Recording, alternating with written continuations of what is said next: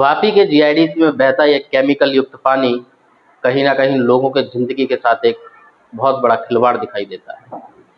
लेकिन इस वक्त जीपीसीबी या संबंधित विभाग के अधिकारी क्या आंखों पर पट्टी बांधकर घूमते हैं?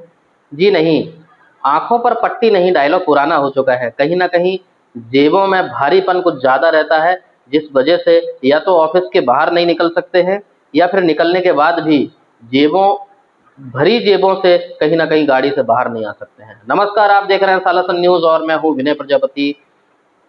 इस वक्त हम बात कर रहे हैं केमिकल की, यानी कि जहर की, जो कहीं ना कहीं वापी के लिए एक बहुत बड़ा खतरा बन चुका है। जी हाँ, लगातार आप देखते रहते होंगे कि वापी के अंदर जिस तरीके से केमिकल कभी सड़कों पर, कभी गटरों पर, तो कभी हवा के माध्यम से जो छोड़ा जा रहा है, वो कहीं ना कहीं समाज में रहने वाले लोगों की सेहत के साथ इस तरीके से खिलवाड़ किया जा रहा है जैसे कि कोई जीव जंतु और पशु पक्षी हो।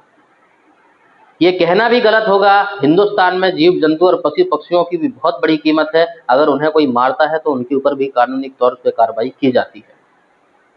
लेकिन यहाँ खुली सड़कों पर, जिन सड़कों से लगातार लोग निकलते हैं, उन सड़कों पर आप देख सकते हो किस तरीके से केमिकल बुरी तरीके से बह रहा है।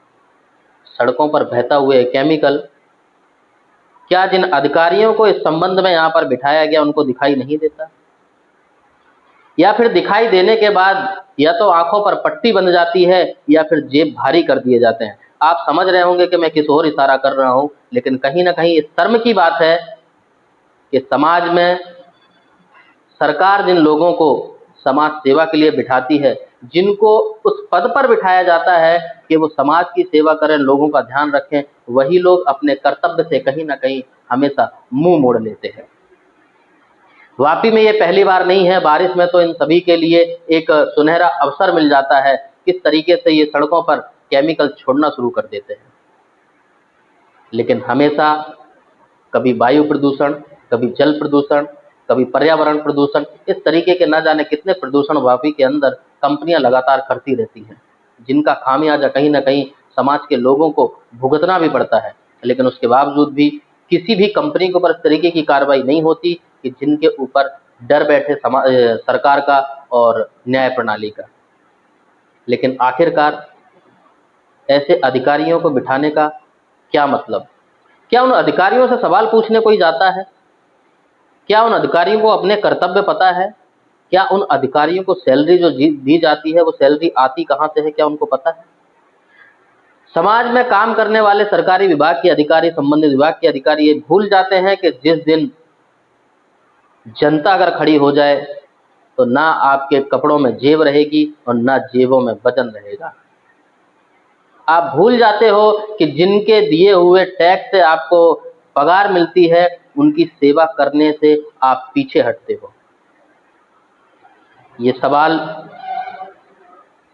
जीआईडीसी के लोगों से भी रहेगा, उन कंपनियों से भी रहेगा, काम करने वाले मजदूरों से भी रहेगा, और सबसे बड़ा सवाल रहेगा उन संबंधित विभाग के अधिकारियों से, जिनका एक परम कर्तव्य है।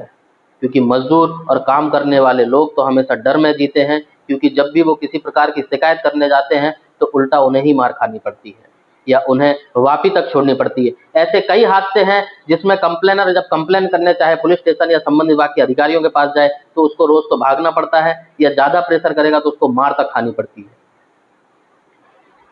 तो कहीं ना कहीं अब ये एक बहुत बड़ा मुद्दा बनेगा और उन संबंधित विभाग के अधिकारियों के पास सालासन न्यूज टीम जाएगी और सवाल करेगी उनसे कि आखिरकार जो सड़कों पर ये गंदा काला नीला पीला पानी जो छोड़ा जा रहा है, क्या उन कंपनियों को नोटिस दिया गया? क्या अभी तक ये पता किया गया कि यह केमिकल युक्त पानी किस कंपनी का है?